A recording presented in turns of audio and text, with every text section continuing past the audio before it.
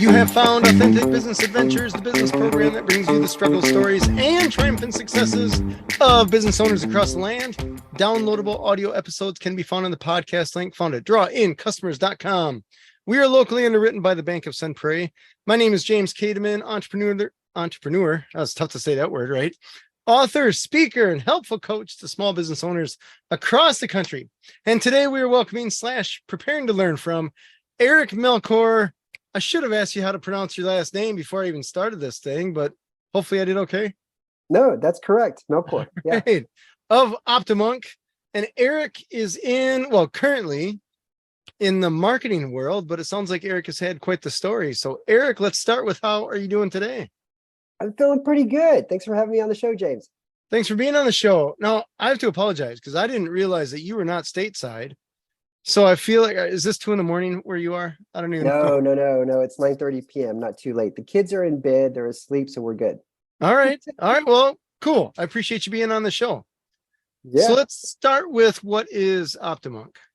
Yeah. Well, Optimonk is a website personalization platform. We basically give marketers and brands the tools. It's like Amazon-like superpower tools that allow you to give personalized experiences, so that way you can communicate the right message, the right offer, or the right next step to any kind of visitor that you get on your website. That could be a new visitor, maybe a repeat visitor, maybe a visitor that has a coupon, or a visitor that made a previous purchase.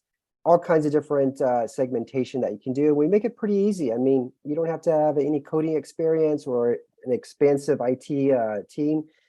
Basically, it's a drag and drop interface. And we'll give you a tactical library on how to implement all these personalization strategies and tactics as well. All right. Can you give me a quick example of like the best example of a customer or client of yours that uses this, what they use it for? Yeah. So here's one. We have one client called, they're US-based retailer called Woodhouse Clothing. And they get about a third of their traffic internationally. So they use this for giving a personalized experience to their international visitors because they notice a lot of their international visitors had a high bounce rate and low conversions rate. And so what they discovered was that even though they were getting this international traffic, they just weren't completing the purchase order. So what they did is that if a visitor came like from Germany, for example, they would greet them with like a very small message that said, "Welcome, from Germany, we ship to your location. All of the prices include your local currency and include taxes. And by the way, if you spend more than 100 euro, then all shipping is free," right? Just by having that little message there at the very beginning for all of their international traffic, they were able to increase like their revenue like by 20% just from implementing that little personalization tactic. All right. When you say message, we're not talking necessarily typed. It's a video. Is that right? Well, no, it's actually like a little side message that is like on the sidebar of the web page. Okay. And so as the person scrolls up or down the web page, it's right there.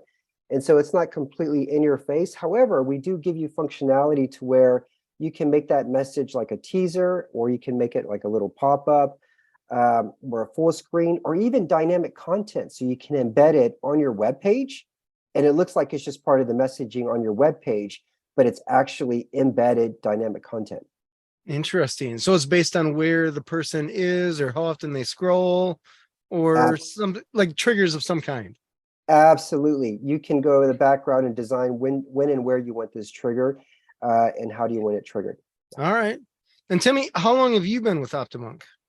I've been with Optimonk, about a year. So I moved to Europe about 2 years ago, and I discovered the platform. I first got into personalization when I moved here, working for another personalization company that specialized in personalized videos.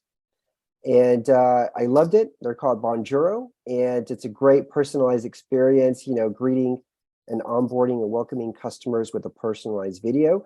Optimonk has the same sort of mission and values, except that we're trying to give all of your visitors that type of experience in real time on your website. All right. And are there certain websites that you work better for? Is it all e-commerce type stuff or? We're mostly e-commerce known. We've got tight integrations with Shopify, Klaviyo, WooCommerce, BigCommerce, Magento. I think more than 50 different integrations with CRMs.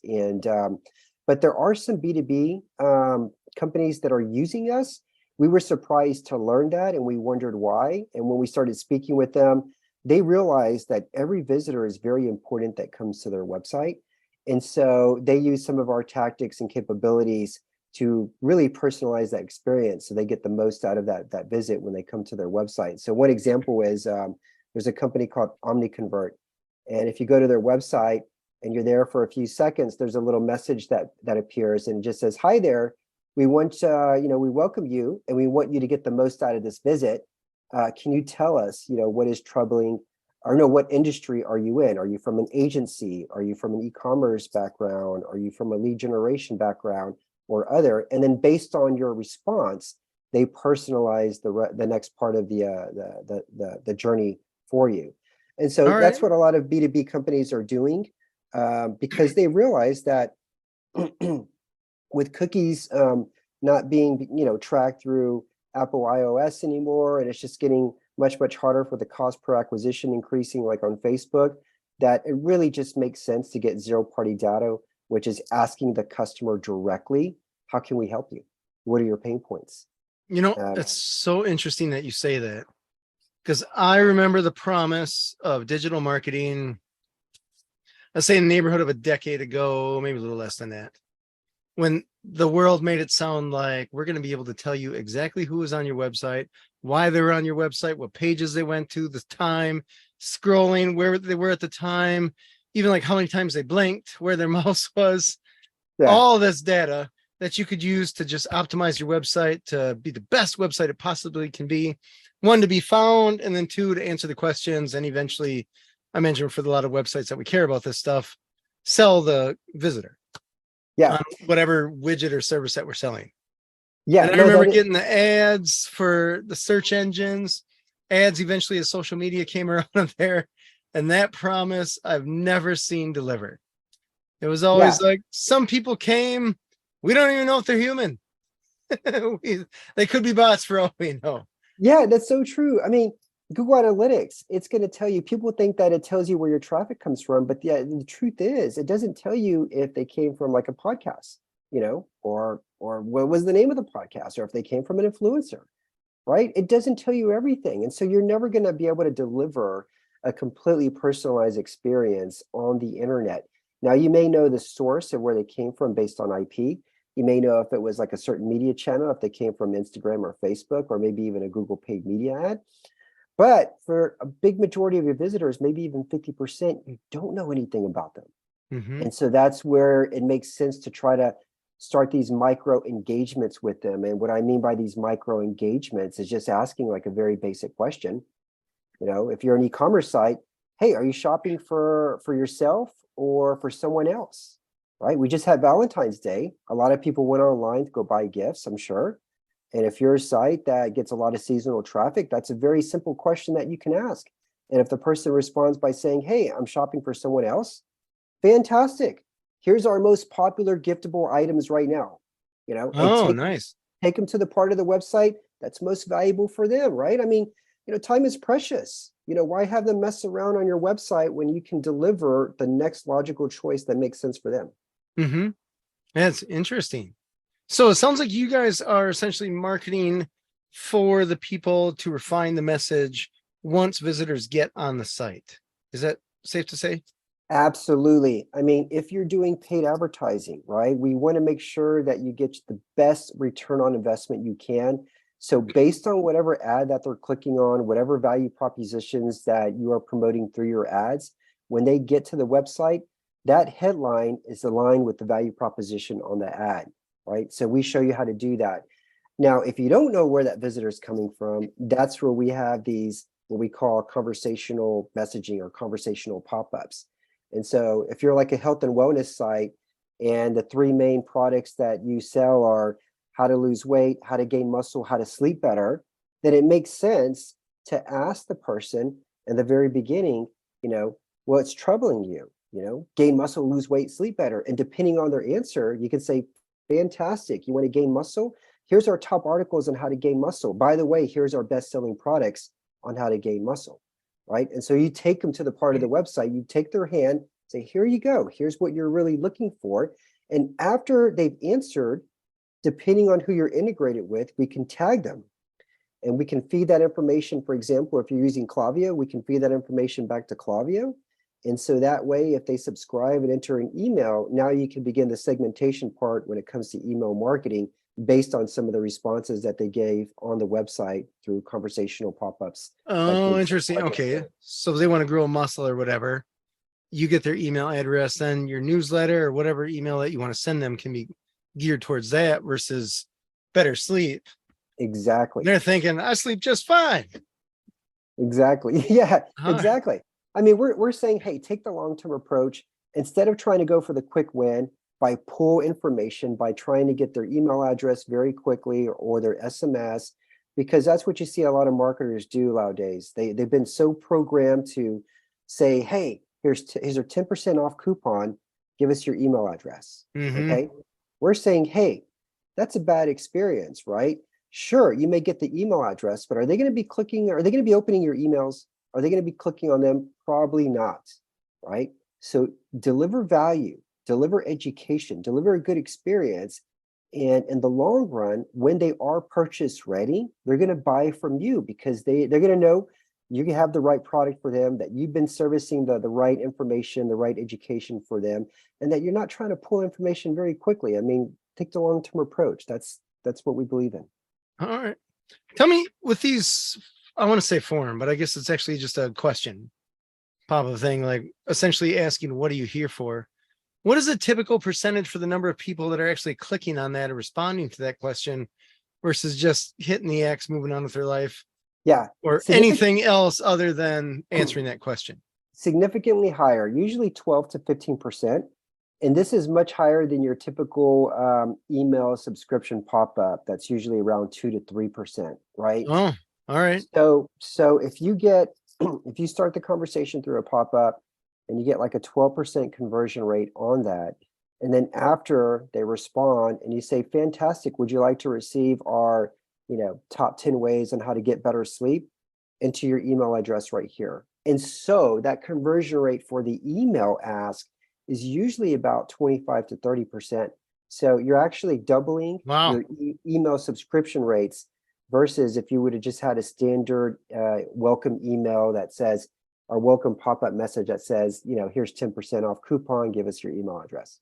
Interesting. That is way higher than I would have anticipated. I mean, that's what a lot of brands who are very successful, Wink.com, they are a wine subscription platform. They actually have email subscription rates that are like in the 60 to 70%.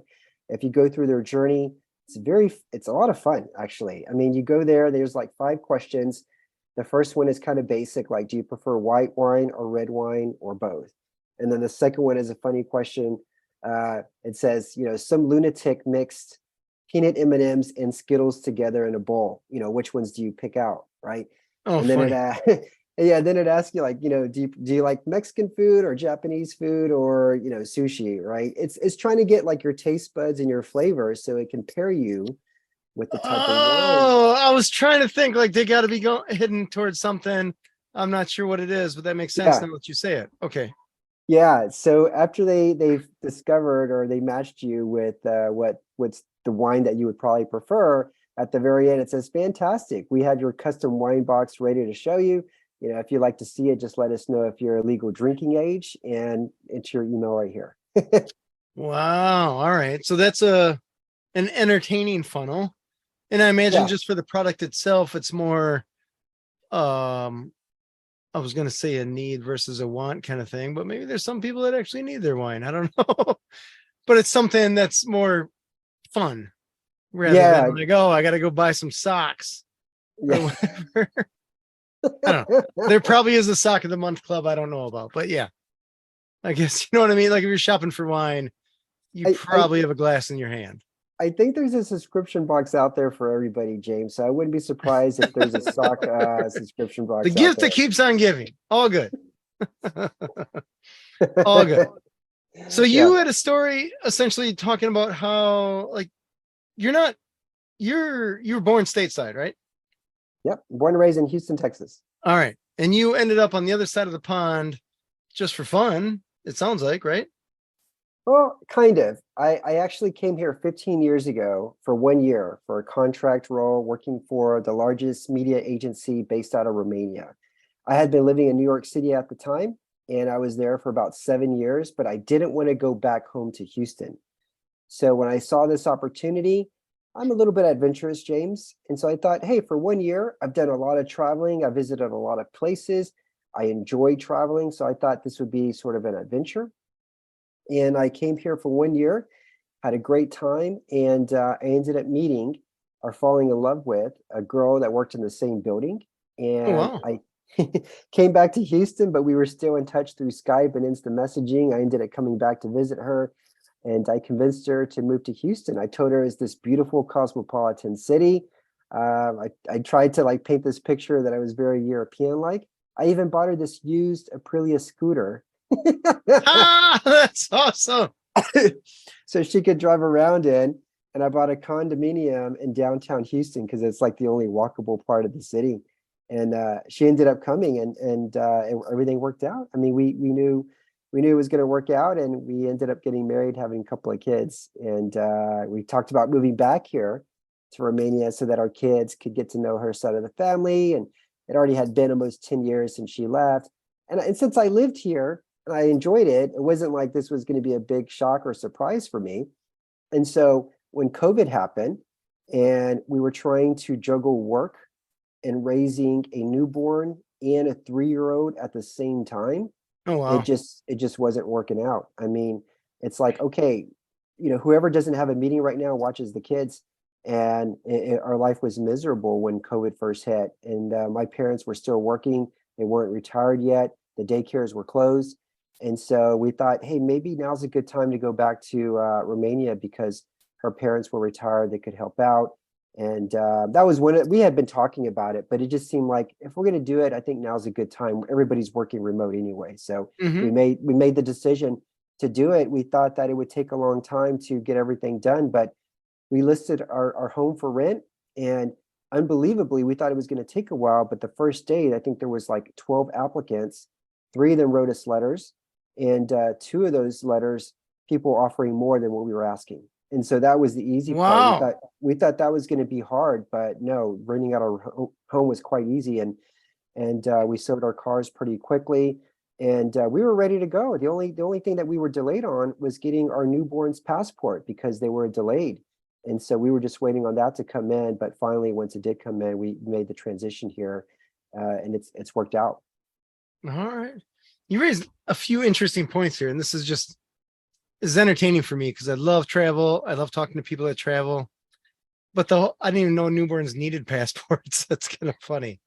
I suppose they're human. I don't know. Is there a cutoff or just like that umbilical cord is cut, buddy? You're your own separate being now, or Yeah, no, I think they do. I mean, if you're leaving the country, I think maybe if you go to Mexico or Canada, you can get by on the birth certificate, but anywhere else, they need a passport. wow. Okay. I don't know Yeah. what I thought the age would be, but fresh out of the oven, it was not that age, I guess. Yeah, I think we were at the post office taking a picture of her when she was like 2 months old, and Ah, typically it takes like 4 weeks, but I think it took 12 weeks to get it. wow. And they keep telling the baby not to smile, right? Don't smile. Look like Yeah, a serial killer for the photo. yeah, Tell something me, like that. so I just love this whole moving thing because that is something that I'm envious of you there because I keep talking to my wife about us moving somewhere else and she's happy where she's at, very static. Yeah. Which kudos to her. We have a good thing going here, so there's no reason to change that. But it's a small world, and I'd love to see it. So when Yeah. you sell your cars, you rent out your place, that is not a light switch. Like it's not just like the house is rented and our plane tickets are going now, or like we sold the car at 3, we rent the apartment out at 4, Yeah. sold all their furniture at 5, we're good to go. Yeah. How did that work with the transition? Well, the big decisions were really the health aspects. Dude, let's get all the records for the kids, all of the the shots that they've had. Our daughter, she has club foot, so she has to get treatment or has, a special treatment every few weeks for a doctor to look at. So that was a big thing for us. And so once we were able to get, all of the medical records and get that underway, the second thing was hiring a company that can move a lot of our stuff over there. And Oh, you did so move a lot of your stuff. we vetted some shipping companies. We just All right. did boxes. We didn't take big things like sofa or bed. I mean, we just took mostly clothes, some books. You're really surprised. I didn't realize I had so many books, but they just accumulate over time. Oh, But yeah. I think we had like maybe 25 boxes, and the rest of the stuff that we sold. I mean, we were selling stuff like on the Facebook, the community or Facebook neighborhood. My wife was doing that. And we literally would just put stuff right outside the front door and just instruct people to leave money underneath the mat. And even like things like vases or, toasters or stuff like that, right? And then my family, if they wanted something, we gave it to them, or, they bought it really cheap or whatever. So I think over 2 months, we got rid of pretty much everything, but you at bargain prices. I mean, Sure. our goal was just to get rid of it. Just get rid of it. We got rid of it, and then we moved into, my dad had bought a large house.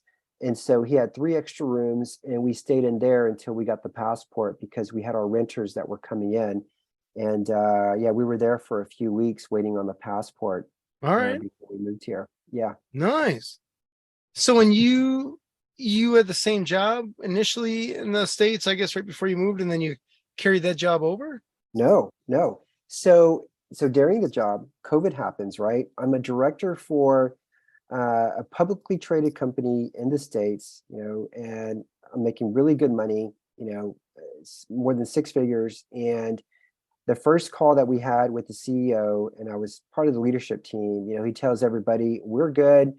Nobody's going to get let go in case people are worried. We're in a good position right now. And so I felt pretty good after that. And about 3 days later, I get on a call with my boss.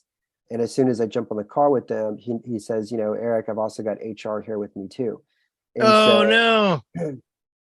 I was one of, I Not a think good there was, person to share a Zoom with. no. So I think I was like, I don't know, the first wave. I was part of the first wave, got laid off. And I had, I had a compensation package, the best compensation package I've ever had in my career. And it was 6 months. And so 6 months compensation package. And what I did though, James, was that even though I got a 6 month salary, the banks at that time, the mortgages lenders basically said, if you're impacted from getting laid off, you can suspend your mortgage payments. Oh, And all right. so I suspended our mortgage payments for about 6 months. And I think I did the same thing with my student loan. And daycare was closed. And so instead of paying, I think the daycare cost was like $1,300 a month per kid. And so we weren't paying that. I didn't have a mortgage. And I had all this, extra money, and I invested in it. And so No, I we're took, talking March, April. What this is, month of? yeah, this is March, April. And so Okay. March, Because we're basically, talking February investing, you had a bad day. March, you yeah. had a good day. So April, basically, I guess April, for about 5 good months, I took that money that from my salary, and I put it all in investment. Nice. And at that time, I'm sure you probably remember, this is back in 2020, I guess, but late 2020, early 2021, this all the stocks just went up. I Oh my mean, God. Crazy. Cycle. crazy. We're recovering James, from that now. James, I turned literally, I think $70,000 at one point. I kid you not, at one point, all of my investments hit, I think $496,000. Wow. I'll never forget it. I was like a day trader. I was checking my Yahoo stocks on my phone here in Bucharest every 30 minutes. Hmm. And I felt like I didn't even have a job. I moved here. I didn't know anybody, I didn't Yeah. have a job. We're and it was a really bad point in terms of our life and our situation, because when you don't have a job, it impacts you. Mm-hmm. We had gone from a 2,000 square foot home into this 1,000 square foot condominium. And, our daughter was here, even though our son was in daycare. And, there's just a lot of people with my mother-in-law here. And it was just kind of a bad situation. But I had this one good thing in my life that was going on. And that was like, hey, I'm Yeah, making a right. lot of money here. Mm-hmm. You know, but you know what? This is what being a novice is. A novice is not knowing when to sell. I was just And gonna ask you, did you pull the chute or I I mean, you don't didn't. know. You think you're on top of the world. You're on You got top. it all figured out. You got it all figured out. I'm already calculating. Oh shit! I'm gonna let this ride another couple of years, so that way, it becomes a million, and I buy, Yeah. the great house over here and What pay color off some yacht do you debt. want? Hey, I think I don't know if us men do that, but we start planning these things, like a year from now, based on our projections of where we're Mm-hmm. going to be monetarily and everything. And so I was doing a lot of that, and I was feeling pretty good. But obviously, if something goes up, it's going to go down, and it started going down and going down and going down. But again, I was a novice, and I never sowed it. And so now that that 496K, it's substantially lower. I don't even look anymore. I don't even look anymore because when I did look, I was getting, depressed and getting down. But now I realize, you know what, that was just like easy money that was in the past. I got to Mm-hmm. just let that go. And I got to focus on what's good in my life right now. And what's good in my life right now is my family, my Mm-hmm. health, and I've got a great role that I'm in right now, and loving the position that I'm in. I'm loving the podcast that I created. I'm loving some of the friendships and relationships I've been developing over here since I moved here. Yeah. And I'm just loving being, the best husband and father that I can be. I've got a very good life here. And, that's, hey, you live and you learn. If I'm ever in that situation again, I don't think I will be. But I learned the lesson that I think once you start bragging about a stock, that's probably when it's time to sell Oh, there you go. There you go. Very it. it's just Bitcoin, Tesla. I'm thinking all this stuff. It's Yeah. interesting. I had a similar situation, but there was a chunk that I pulled out in time, not from my knowledge about the stock market. It's purely Okay. because I needed down payment for a commercial building that I threw some money on. So I pulled the money out October of 20. I'm trying to think exactly when that was. Whenever it was like the peak of the market. I Yeah. pull a chunk of money out and the market tanks. And Oh we're still man. recovering from that. And I looked at that even the other day. I looked at that and you look at the graph and I'm like, that looks like I'm a genius. I'm not a genius. No one that I know of, no one that I've even read about, could have predicted all that's going on with the market. Yeah. To know to pull out. Like that was pure dumb luck. I'm so thankful for that luck. Yeah. But it's one of those like you just feel like every once in a while the universe is like, let's throw him a bone. Yeah. Let's throw him a Yeah. bone. Yeah. No, I wish there was an apartment we were looking at, or I was looking at, and it was a new development. And I think they wanted something like, I don't know, 200,000 euro for it. And I thought it was in a great location. And I convinced my wife, let's go look at it. And I told her, let's buy it, let's buy it. But she wasn't happy with it. She did not want it. And because she wasn't really happy with me going forward, I decided not to go forward. But if she was happy for it, I would have sold a chunk of that money, and I basically would have at least had an asset. And now Oh, sure, and now I have nothing. sure. Chalk it up to experience and move on, right? Oh, that's funny. Yeah. So is the plan now for you to stay in Bucharest and keep working with Optimonk, or is it travel the world even more? I guess what's the game plan? Yeah, no, that is the game plan right now. I mean, with Optimonk, I met Shaba. He was a guest on my podcast because I interview startup founders based out of Europe. Oh, nice. And we had a really good episode recording, and we stayed in touch. And I guess he had been seeing my content or my post on LinkedIn because I became more consistent with my posting, and he learned that I was actually going to be looking for a new role. And so, he said, Eric, I want to tell you about my vision for Optimonk. What's the roadmap for the next 7 years? My goal is to turn this into a unicorn. Here's how we're going to do it. And I thought, it was just a platform that helped e-commerce companies, get more subscribers through pop-ups. And when he showed me that the new personalization platform was rolling out, that's when I got very interested and exciting. And he was showing me like on Google Trends, how website personalization is trending up and up and up. And then all these projections and analysts and new companies that are coming out, based on personalization. That really, I guess you would say, it really sold me. But it wasn't so much just the company, it was just him as a person. I mean, he was just a very authentic, genuine, you could tell he had a lot of inspiration as a leader, and a very nice person. So it was really the first role I've ever gotten where I didn't have to submit my resume or interview. Oh, nice. He simply knew me because of my podcast. All right. And so when we designed the role, it was really a role that, we kind of collaborated together. We thought, what could this look like based on, what is it that we want to do? And so now for Optimonk, there's like 3 big projects that I'm immersed in, and I feel like I have an essential role in trying to make this vision a reality, for the company. So I'm really invested in it. I've got a little bit of equity and a decent salary. The salary doesn't compare to anything that I made in the States, but I don't think any salary for a SaaS company out of Europe is going to compare to what anybody was making in the States. But it's a great role. I mean, it's like it's a role that I don't even really consider it work. I mean, it is work. No, I get you.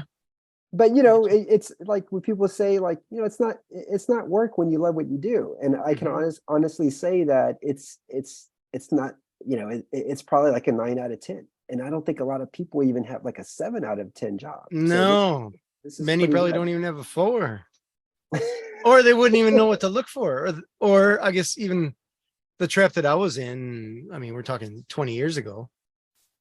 I didn't know, like I heard that do what you love and you'll be happy the rest of your life, or you won't consider it work or whatever.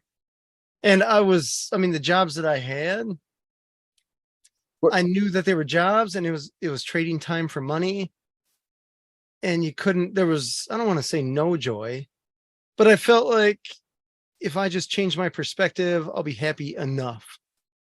Yeah. And I didn't know that you can design your own job is what it comes down to. Design your career, lifestyle, all that jazz. I didn't even know that was an option. Didn't even know. It's not. As a kid, I wasn't even taught that. I mean, my parents were just like, go to school, get a good job, and that was it. They never instilled like, hey, try to do what you're passionate about, try to like really go and pick a career that you're going to really, really immerse yourself into with your creativity and your talent and everything. That was never really instilled inside of me. But what was your first role that you felt like, hey, I'm getting really a lot of good enjoyment? Was it for an employer or was it for yourself? No, it was for myself. I mean, a strong argument could be made when I worked at a movie theater. And that was only because the people that I worked with were so cool. Yeah. I mean, it was so much fun because when it's like, this is back in the day when we had popcorn, soda, and candy. There was no pizza, nachos, beer, none of that. There were no recliners. You had stadium typical seats that had a cushion-ish on them. Like, it's a different world back then. Dolby had just come out. IMAX was like, there's 3 of those in the country kind of thing. They weren't every corner. Yeah. So it's just a different world back then. So I say that to say there were times when you're just hustling.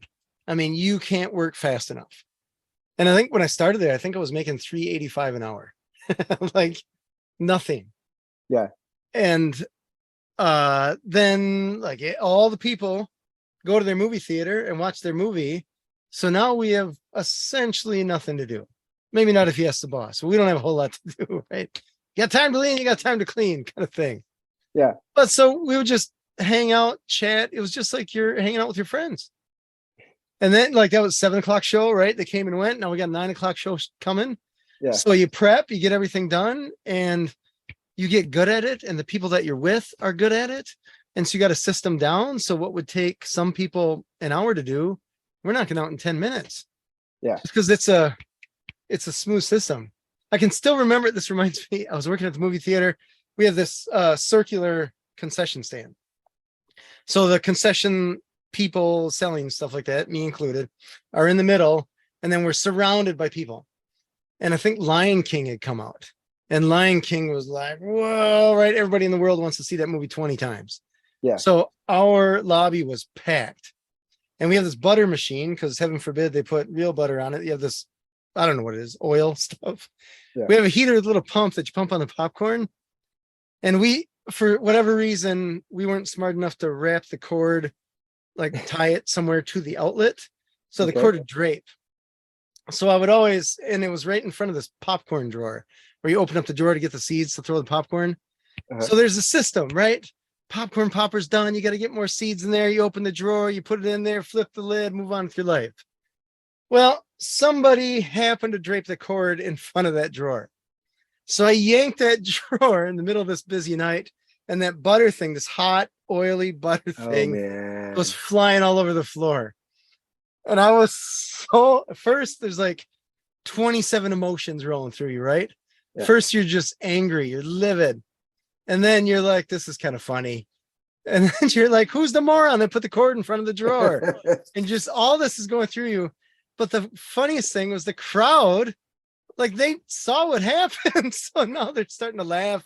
There's clapping, like, thanks, guys. Really, that's helping a lot. It's interesting because those moments when you're making, like, I think I went to lunch the other day and I probably spent more on just a regular old lunch than I made in 4 hours working that job. Yeah.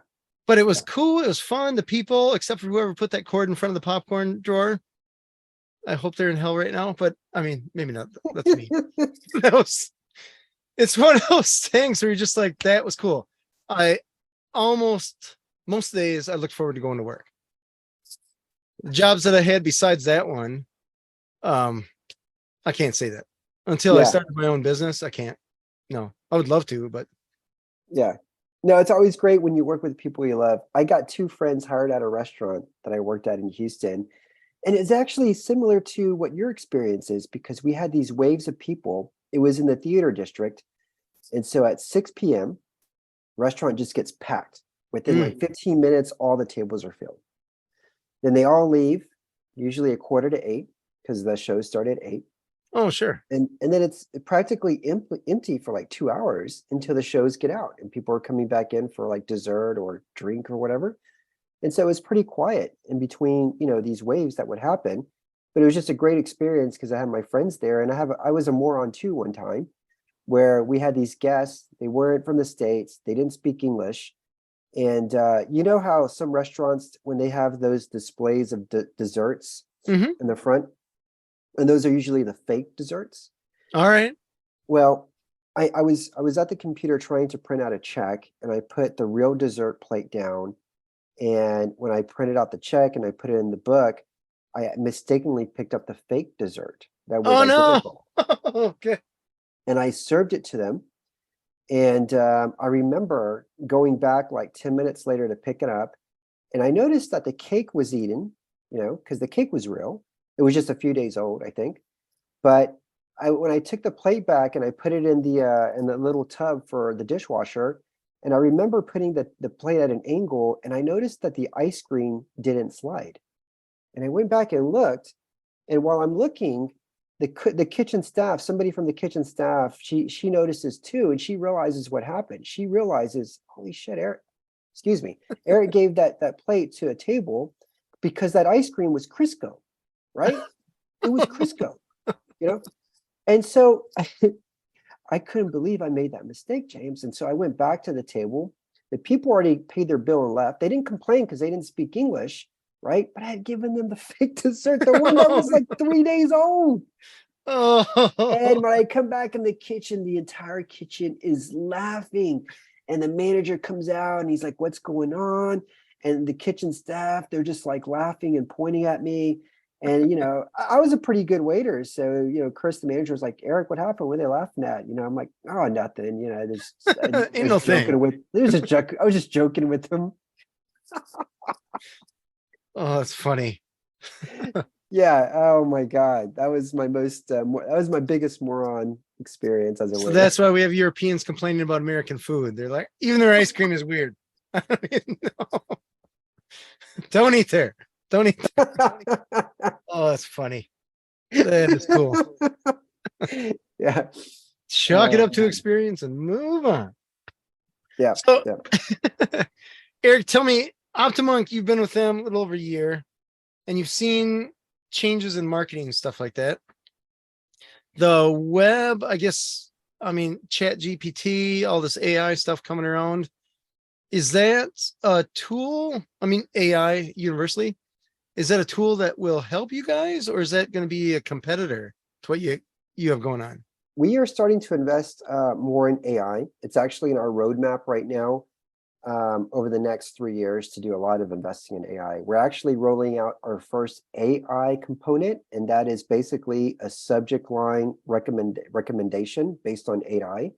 Oh, I'm sorry, not subject line, but headline.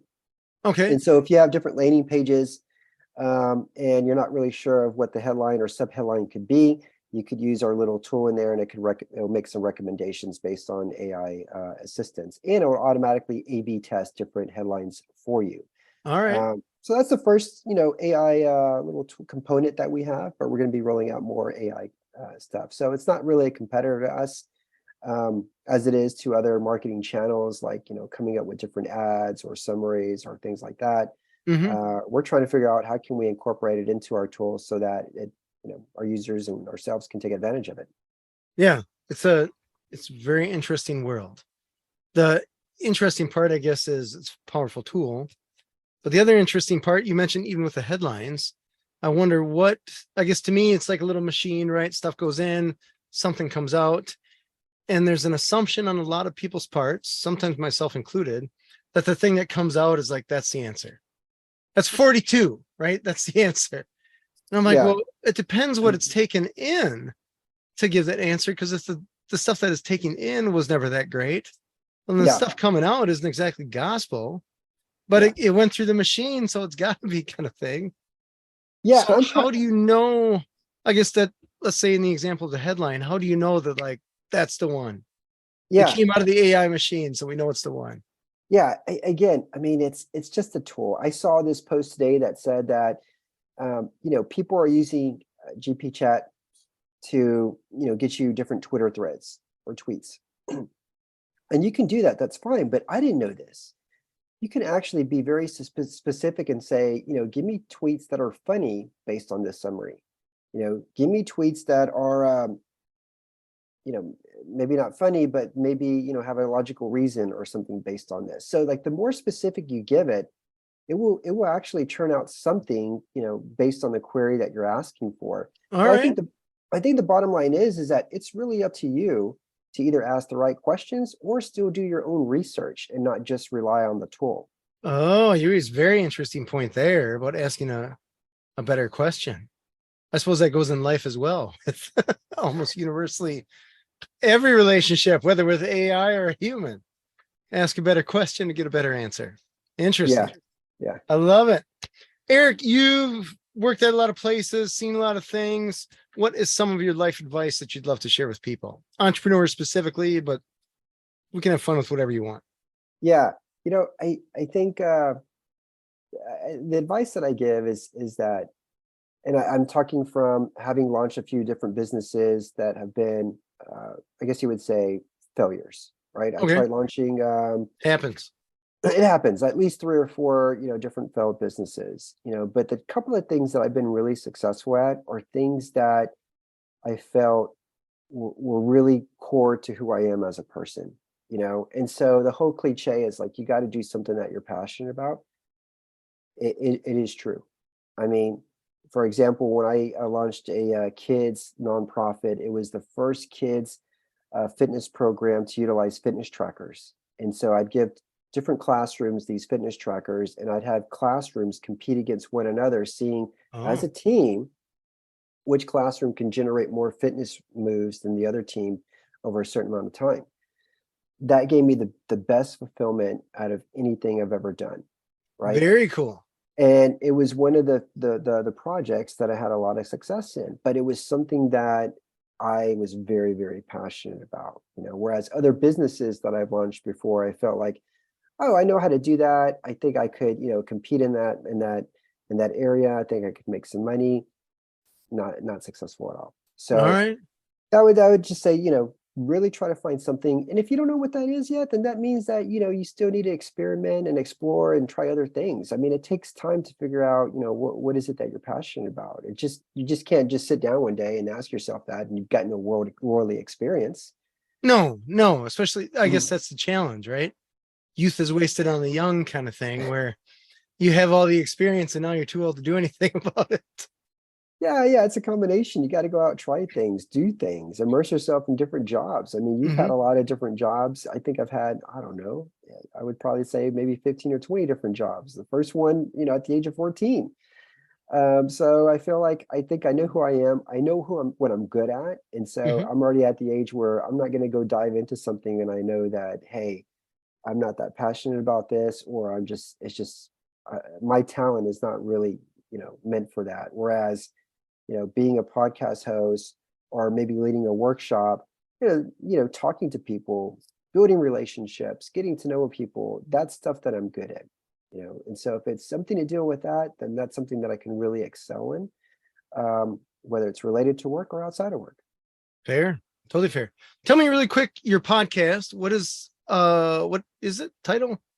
Yeah, it's called Innovators Can Laugh. And so we basically hear about the ups and downs of European startups. And I try to do it in a fun and casual coffee-like chat, try to have a little bit of fun along the way.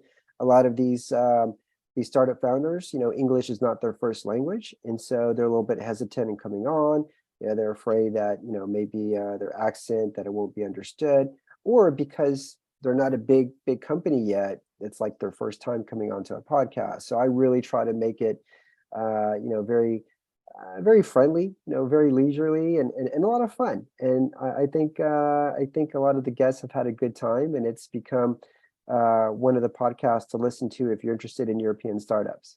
Yeah, that has got to be one of the coolest names of a podcast I've ever heard. I I Innovators Can Laugh. That's genius. I think it's funny. I mean, I asked some of my job is really to make them feel good, make them feel comfortable, and if it takes starting off with some crazy questions like, what's a dish that your partner likes but you really dislike, because I think everybody, what is your partner, your girlfriend or wife eat, James, that you don't like? Because there's got to be something, right? She will eat anything not healthy in front of her for breakfast. Like Okay. chips, candy bar. I don't know how she's not 500 pounds. It Yeah. just blows my mind because it's Yeah. one of those like, and the joke is, oh, what did she say? She even had ice cream once, and she's like, "Ice cream for breakfast? Who is your mother?" It's one of those things like, what in the world? And I Yeah. just, from a health standpoint, I just can't.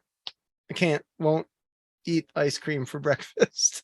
Yeah. I mean, if I'm on vacation, maybe I'll try it. But yeah, I typically wouldn't eat ice cream for Yeah. breakfast. But So, but that's better than liver though. See, my wife eats liver and I won't touch it. our dog loves liver. I mean, yeah. And when she was giving it to my son for the first time, I was like secretly cheering for him to like spit it out and throw Oh, it in his funny. face. You know? Oh, I can remember my parents making liver for us, and to them, they loved it. But to me, I'm like, this is the most disgusting stuff in the world. Yeah. And I joke now, I'm like, the depression is over. We don't have to eat the organs. We can eat the meat. Yeah. It's just their organs can be for hot dogs or something like that. We don't need to pretend anymore. Yeah. We're Yeah. doing all right. We're doing all right. So it's not 1929. Eric, I gotta wrap this up because we want to fit it in the show. We gotta wrap it up. So how can people find you? Yeah, so optimonk.com. That's the best place to learn more about optimonk.com. If you want to get in touch with me, I'm on LinkedIn. Just look for Eric Melchor on LinkedIn. All right. Awesome. We appreciate you being on the show, Eric. Thank you, James. Pleasure being here. This is awesome. Oh, one more thing. Where can people find your podcast? Innovators Can Laugh. If you just want to search for it on Spotify, Apple Podcasts, or even on YouTube, Innovators Can Laugh. All right, perfect. This has been Authentic Business Adventures, the business program that brings you the struggle stories and triumphant successes of business owners across the land. We're locally underwritten by the Bank of Sun Prairie.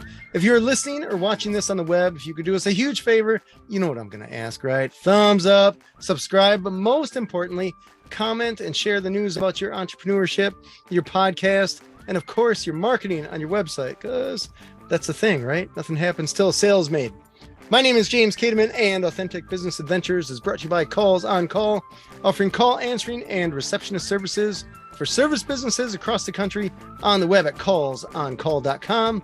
And of course, the Bold Business Book, a book for the entrepreneur in all of us, available wherever fine books are sold. We'd like to thank you, our wonderful listeners, as well as our guest, Eric Melchor of Optimonk. Eric, can you tell us that website one more time? Optimonk.com. Easy enough, right? Super cool. Past episodes can be found morning, noon, and night. The podcast link found at drawInCustomers.com. Thank you for listening. We will see you next week. I want you to stay awesome. And if you do nothing else, enjoy your business.